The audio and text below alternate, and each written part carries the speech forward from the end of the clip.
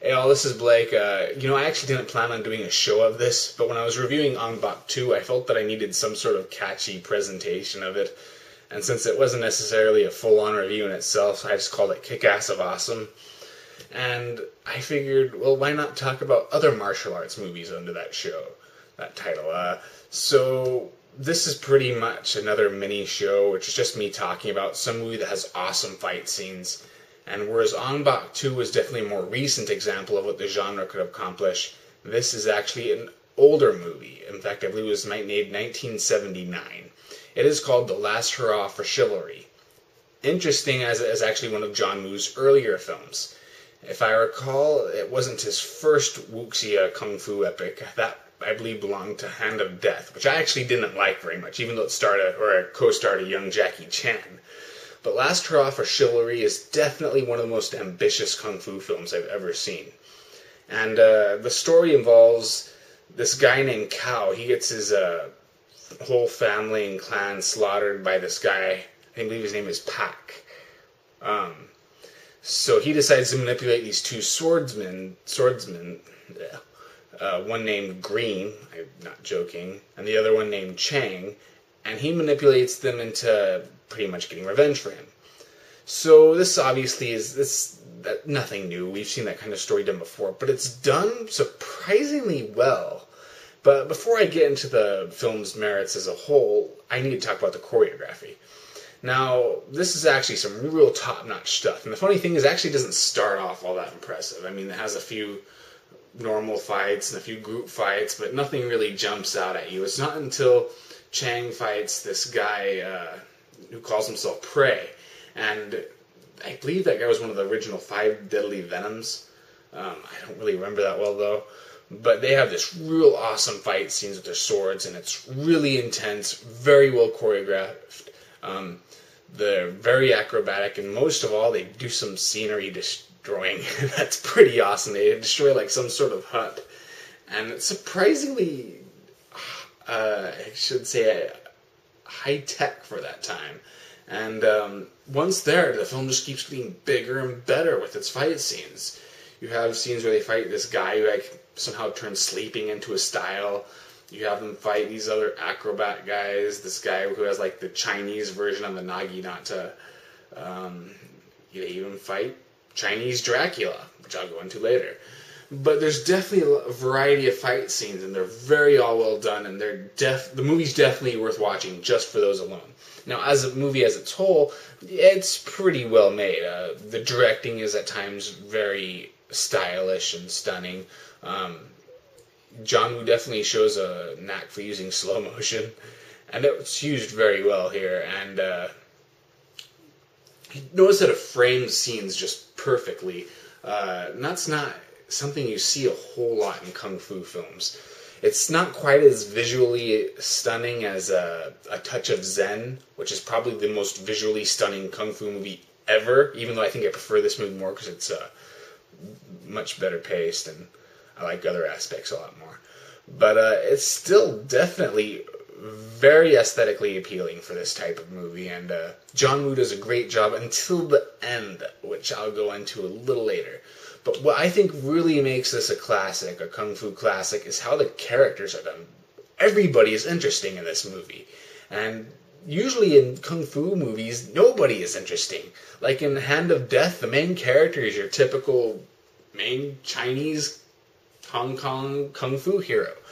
They're pretty boring. I mean, Jackie Chan stole the show, and that's just because he's Jackie Chan.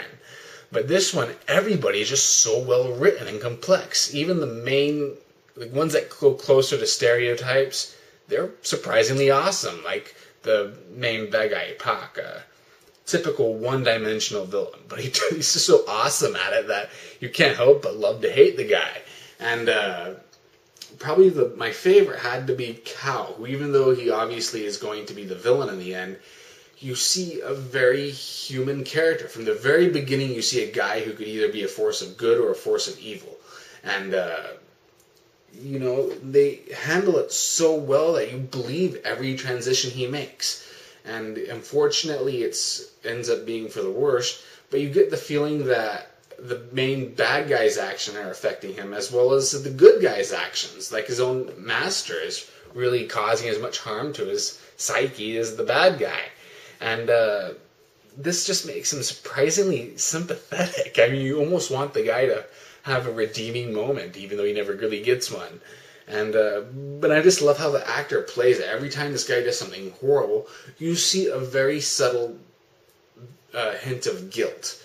And he pretty much overcomes it. But it's those kind of scenes that just make him, even though they're meant to make him more sympathetic, they also make him seem more monstrous. And that's really good writing. You don't get that a whole lot in any movie, much less kung fu films. And of course you have the well-written good guys too. Green is a very troubled, self-destructive hitman, or sword for hire, I guess I should say. And Chang, they never really play up what his issue is, but I kind of like that. It just added more mystery. And so everybody was interesting though. Like even the brother-in-law, he's only like for 2 minutes, and you surprisingly are into that character. And that's what I really love about this movie. Now the movie's only main flaw, even though you have to get back through some cheesy moments and some bad dubbing if you watch the dubbed version, I didn't like the ending where Cal pretty much turns into Chinese Dracula. I mean, presumably the sword that he gets gives him superhuman powers, because he does like this whole Twilight flying thing where pretty much he's standing still and they're green screening it, so it's going back right. I presume that's the technique. And it just looks so bad, and even Twilight used that, and that's kind of odd. Twilight is using this very dumb technique like 20, 30 years afterwards. And so that I wish they could have done without. It just betrays the tone of the rest of the movie, I should say. And it's almost like an annoying blotch on an otherwise magnificent film. But still, I'd say it's a very, very, very, very good movie, even a great movie. And definitely a must-see if you're a fan of Kung Fu cinema. If I have time for this, here's the trailer.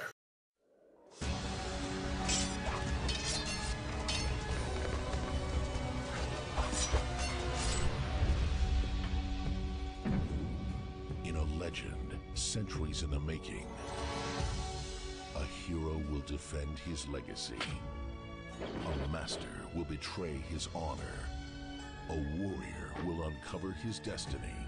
And a battle of a nation's greatest champions will rage until only one remains.